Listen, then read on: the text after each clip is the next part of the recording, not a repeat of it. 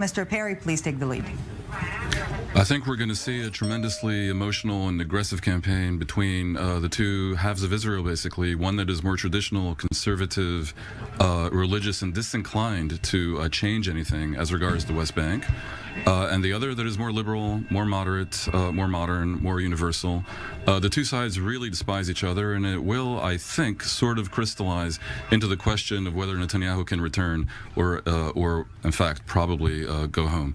Did the mere formation of this government change the jigsaw puzzle called Israeli politics, or are we more or less in the same spot, Mr. Perry?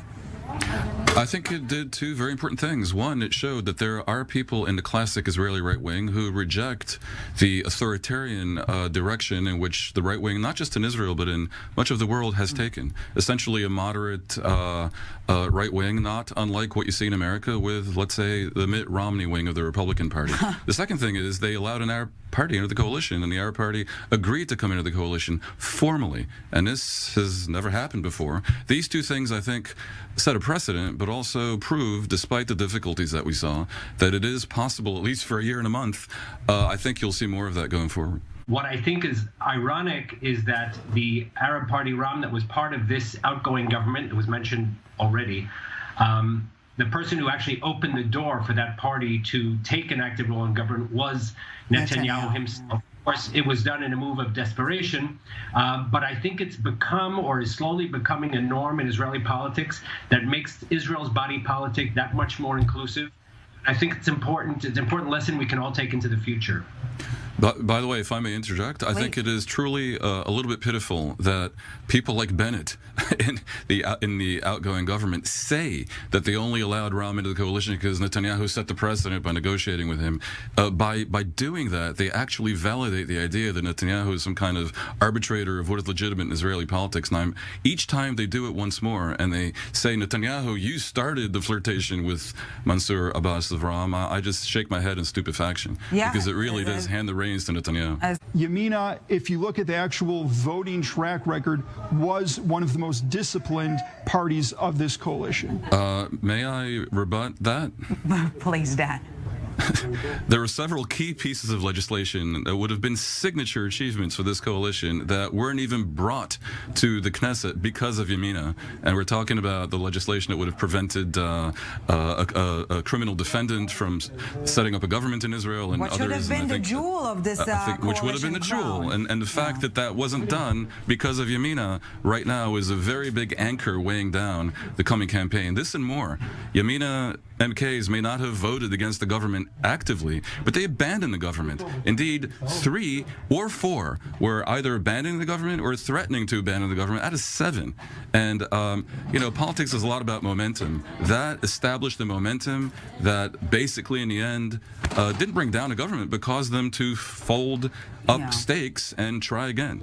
I have to say, Netanyahu, if he has a chance to become prime minister, will find a way to overcome whatever discomfort, you know, a good performance by the extreme right will cause him. I'm pretty sure that if he had to ally with, you know, Stalin to become prime minister, he would hesitate for only a small amount of time. Yeah, it'll be an election about whether Netanyahu gets to come back.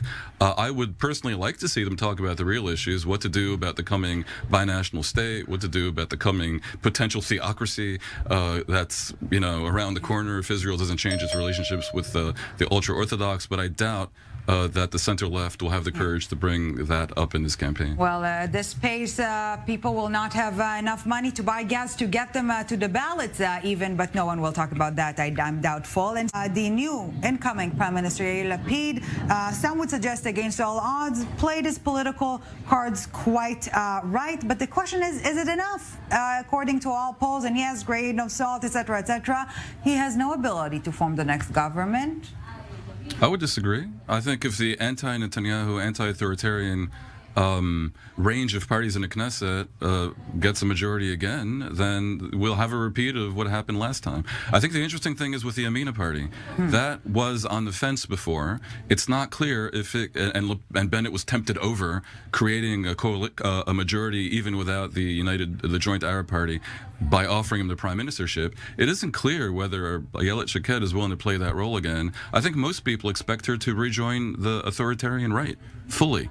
and that really reshuffles the deck. When people figure this out, I think the polls will change accordingly, and I would be almost surprised if she passed the electoral threshold. Given what the vote looks like on November 2nd, I would not rule out that at least certain parts of the ultra-Orthodox orbit might shift over to a center-led hold government. on, but I didn't rule it out, not for a second. I said if the center-left wins the election, right, I don't rule out that for the reason you mentioned, financial imperative, they would indeed swallow their pride and support the center-left. Lapid investing some efforts in rehabilitating ties with the ultra-Orthodox parties. Gentlemen, time flies.